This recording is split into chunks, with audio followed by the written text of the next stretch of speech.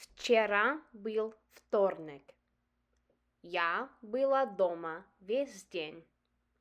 Утром я пила кофе на кухне и слушала музыку. Днем я убирала комнату и готовила обед.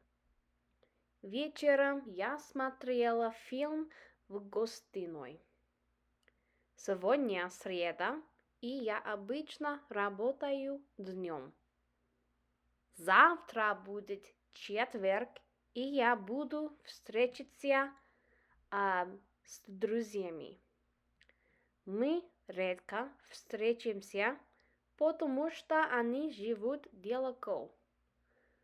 В субботу я буду отдыхать, а в воскресенье готовить ужин. Я люблю, когда в доме чисто и уютно.